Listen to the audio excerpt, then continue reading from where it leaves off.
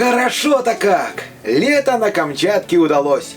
Июль был жарким, а август урожайным. Все соцсети камчатские завалены буквально фотографиями и видео грибов. И белые, и подосиновики. Но я тоже не мог упустить эту возможность и заготовить грибочки на зиму. Сегодня маринуем и замораживаем. Поехали! Одно из самых главных правил приготовления грибов – сразу после сбора их надо чистить и отваривать. Ну а если вы их оставляете для чистки на второй день, то залейте их холодной водой и желательно в легком соляном растворе. Так уж получилось, что я купил грибы вчерашние, и они уже, как видите, потемнели. А я грибочки чищу, и красивенькие грибочки я буду мариновать, а ножки и крупные шляпки отварю и заморожу. Вот такой грибочек пойдет для маринования, а ножка для заморозки. В результате у меня получилась вот такая кастрюля маленьких красивых грибочков для маринования. Вот такая кастрюля крупных, нарезанных на 4 части крепких шляпок-подосиновичков, я их тоже замариную. И вот такая кастрюля у меня получилась грибов, которые мы заморозим. С грибами разобрались. Готовим маринад. В сотейник наливаем воду, добавляем в воду соль, сахар, лимонную кислоту, зерна горчицы, лавровый лист, 3 горошины душистого перца, 3 гвоздики и примерно 20-25 штук горошин черного перца. Доводим маринад до кипения и провариваем буквально 3-5 минут. Убираем с плиты и даем ему остыть. А на плиту ставим грибы. Естественно, грязную воду сливаем, заливаем чистой, добавляем 2 чайные ложки лимонной кислоты и доводим до кипения. И от момента кипения варим грибы 15 минут. Обязательно убираем пену. Кстати, я грибочки буду варить в 3 захода. То есть вначале маленькие отварю, потом шляпки отварю для маринования, ну и в конце буду отваривать грибы для заморозки. Начинаем заполнять банки. В каждую баночку из маринада достаем по листочку лаврового листа, на дно наливаем немного маринада, добавляем перец с горчицей из маринада, тонким пластиком нарезаем чеснок, добавляем в банку и теперь заполняем банки грибами по плечике. И заливаем маринадом, чтобы все грибочки были в маринаде. Закрываем крышками Twist Off.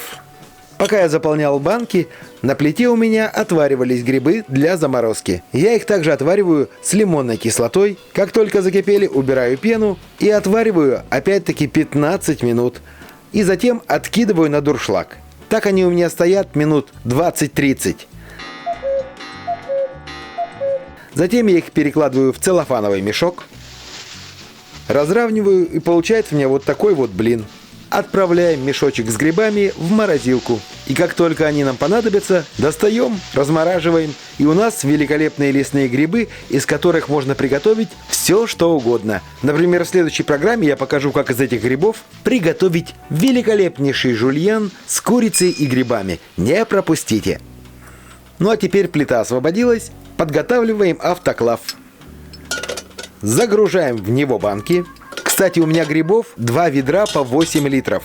Одно ведро с подосиновиками, второе ведро с подберезовиками. И в результате у меня получилось 8 750 миллилитровых банок и 3 мешочка замороженных грибов по 600 грамм. Автоклав подготовили. Догоняем температуру в автоклаве до 105 градусов и стерилизуем грибы 15-20 минут. Через 20 минут выключаем автоклав, ждем полного остывания и извлекаем грибочки из автоклава. Ох, какая красота! Это подберезовички. Вот они, наши 8 баночек, ждем, когда они полностью остынут. После автоклава они могут храниться даже при комнатной температуре.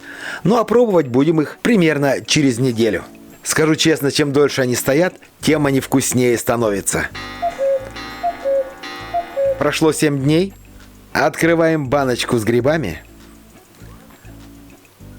Выкладываем их в тарелочку. Сверху посыпаем колечками лука. Добавляем немножечко укропа и поливаем растительным маслом, обязательно тем маслом, которое с запахом. Оно придаст нашим грибочкам великолепнейший вкус. Сейчас я попробую грибочки. Вот этот красивенький, симпатичненький, маленький, красивенький. Пробуем.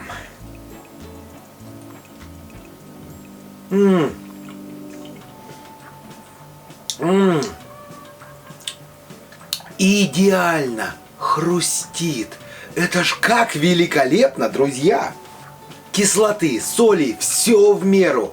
И такие грибочки, они подойдут и как закусочка, и на праздничный стол, и картошечки отварной. Обязательно приготовьте. В автоклаве они получаются идеально. И если у вас много грибов, обязательно пользуйтесь автоклавом. Это проще, быстрее, ну и как бы более, так скажем, надежнее. Но если нет автоклава, то придется мучиться любым способом. Там, по стерилизованным баночкам раскладываем и храним в прохладном месте. А эти грибочки храним где угодно. Хотите, на антресоли забросьте, хотите, в холодильник поставьте. Готовьте, радуйте своих родных и близких. Хороших вам заготовок и приятного аппетита. А я пока с вами прощаюсь. До новых вкусных рецептов. Пока! Борг.